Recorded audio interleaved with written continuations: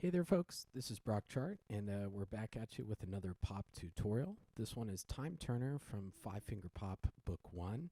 And yeah, a little background about this piece. I am a huge Harry Potter fan. I've read the books. I can't even count how many times. And so this is a nod to Hermione's Time Turner that she has in the third book, The Prisoner of Azkaban. So yeah, for all of you Harry Potter fans out there, this one is for you. This one is probably one of my favorites in Pop Book 1. Just think it's really cool. It's kind of got a Foo Fighters sort of vibe a little bit, kind of like a Everlong. So we do use the pedal here. And I would watch out for the tempo marking there. So it looks like, oh my gosh, it's like crazy fast, but almost, you can almost think of these quarter notes as eighth notes. But yeah, so let's go ahead and get started. And so we're going to be doing a lot of like open fifths in this tune. And so your left hand 5 is going to be on this B right down here. And anytime, again, that I have a thumb or a pinky on a black key, I'm going to move into the key bed a little bit more. It just makes it more comfortable for my hand. So I'm going to go ahead and do that in my left hand. And in my right hand, I'm going to be on D, right above middle C here. And so we've got these nice open fifths. And so when you count this out loud, I would recommend just going slow motion. 1, 2, 3, 4. 1, 2, 3, 4. 3, 4. 1, 2, 3, 4. 1, 2, 3, 4. 1, 2. And because we are using the damper pedal, we've talked about a couple of times in our past tutorials in here that, we have plenty of time for that left hand to move down to that next chord. And so, right after you hit it, I would start to head down a step. So, if you watch my left hand here, 3, 4, I hit it, and then look at that, I'm already done. And I have 7 more beats before I need to play it. Oh, just because I'm moving early doesn't mean that I play it early. It just means that I'm ready to go, I'm prepared. It saves me stress later on when I need it. So it is pretty soft at the beginning. This tune has a huge build. So we want to make sure that it's kind of, even though it's soft, it's not slow. And something can be soft and still kind of intense. And so that's the energy that we're kind of shooting for on this. A lot of, earlier students think that, because it's soft, it's slow. But no, it has nothing to do with the speed. So just make sure it's kind of like a quiet storm. Think about that. A quiet storm is maybe a good way to visualize it. Let's see. Into measure 9. This is really where we have the verse. This is maybe where the singer would come in. And so if you wanted to write some words or something to it, please feel free. And so your left hand is continuing these kind of open fifth pattern that we've seen before. Something I forgot to mention, some students have trouble in measures 7 and 8 because I kind of break the pattern a little bit. It's always been like 2 bars, 2 bars, 2 bars, and here it's a full bar, full bar. So watch out for those 7 and 8, and that pattern continues to happen later on in the left hand just throughout the tune. So just be careful about that. That would be a good thing to circle. Sometimes it sneaks up on students. So yes, so left hand is just doing the same thing we were doing before. Right hand is going to be in the same position there, but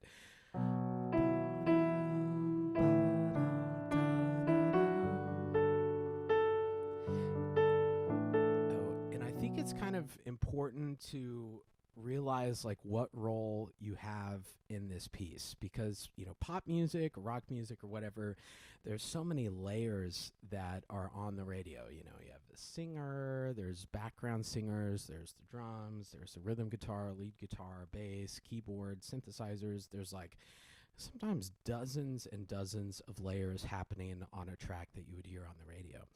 It's just pop music is complicated. And so, we only have two hands, so we don't have the luxury of all of those layers. But um, there are different roles that you're playing in this piece.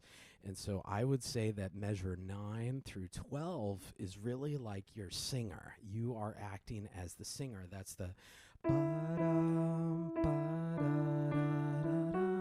And then right in 13 through 16, we're this is our background guitar or background piano or, whatever you're thinking.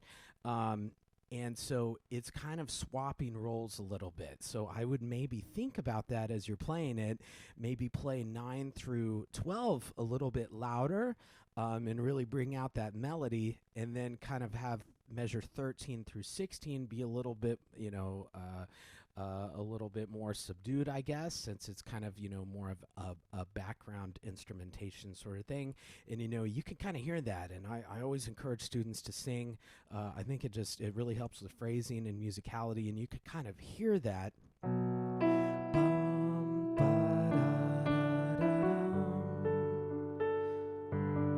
And then it's kind of the same thing.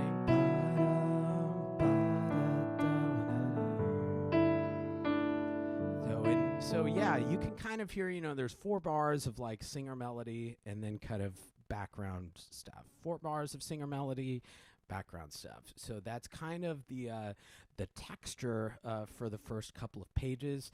On measure 17, right at the top of the second page, it's very similar to what we've seen before, but watch out that we're going to change hand positions here. So some students like to stay where they are on a 2 and then cross over there in measure 20. Other students, you might like just to start with that 5 on E right in 17, and then you don't have to move, and that's totally cool. So yeah, whichever way feels more natural to you, go for it. Just as long as it's consistent, that's totally fine. And then right in 21, we have, it's the exact same mechanics, exact same rhythm, and exact same, hand mechanics, but just different notes. We're now on this A in the right hand, and still kind of doing the same old in the left hand. Right in measure 25 is kind of the second half of the verse melody, so we take it up a little bit higher. 4 is on A. And then we're going to step down a little bit to where we're on that D again in the right hand. But instead of doing these open fifths, we're kind of doing more of a background melody. G, F, G, F. And I'm just supplementing that with this D there. And so you can kind of practice, if you're having trouble with the rhythm, left, right, bum, bum, left, right, And so supplementing some of those like drumming exercises, I'm always a huge advocate for. I think that really helps with coordination and just, taking the notes out of the equation where we're just focusing on rhythm and hand coordination. Cool. 33, very similar what we've seen in 17. 41. This is kind of like the pre-chorus. And, we had talked at the beginning that it's a big build. This whole song is just kind of going from pianissimo or like piano all the way to, I think it's a fortissimo or at least a forte, it looks like. So we're going to be going up pretty high here in the right hand. Your right hand 4 is going to be on D. And so I would suggest even just practicing hands alone. And so with my students, I always try to get them to see shapes rather than, obviously notes are important, but kind of reading shapes can help us figure out notes, especially if we're sight reading a lot faster. And so if we're, is there a pattern in that left hand from 41 to 45? And, if you look at the bottom note of the left hand, it's going up by a step each time. And then if you look at 49 going to 53, it's similar, but this time the shape, the bottom note is going down. So just identifying those like larger shapes and those patterns can really help us learn the music. And so I would just take left hand alone here. And again, anytime that we have a thumb or a pinky on the black key, like we will during this in the left hand, I want to go into the keyboard, into the key bed a little bit more.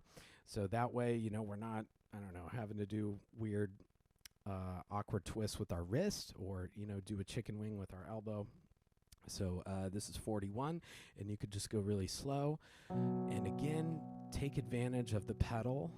1, 2, 3, 4. And I'm looking ahead, and I see that I can keep my thumb.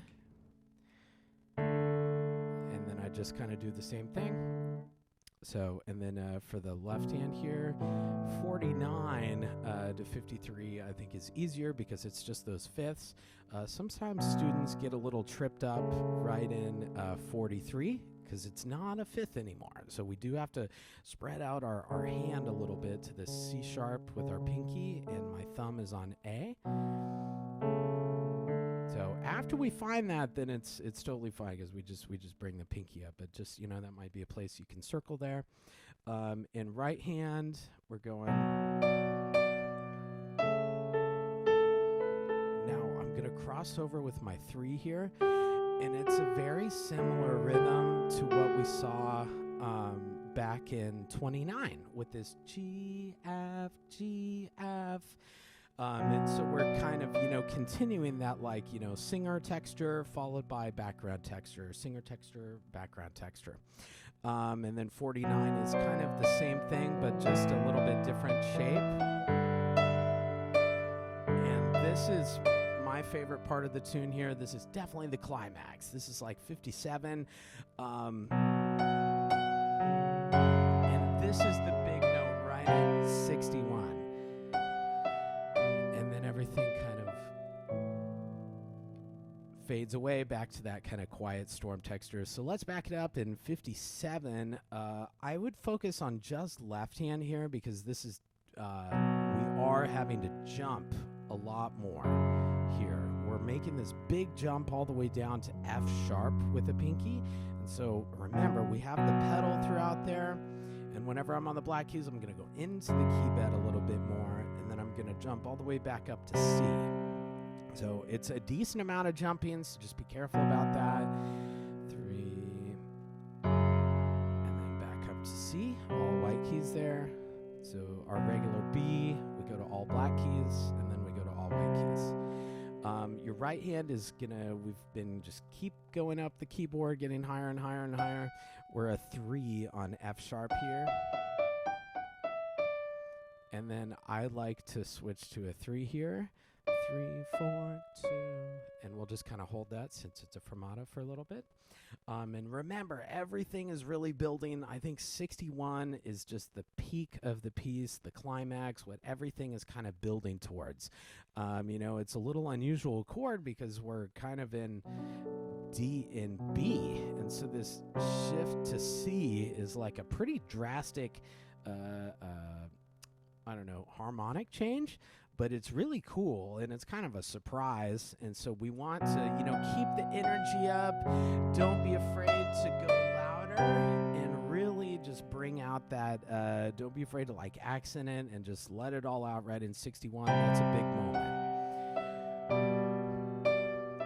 And then we're getting softer here. And then we're back to that kind of quiet storm here in 66. And it's just the exact same thing as the first 2 lines there.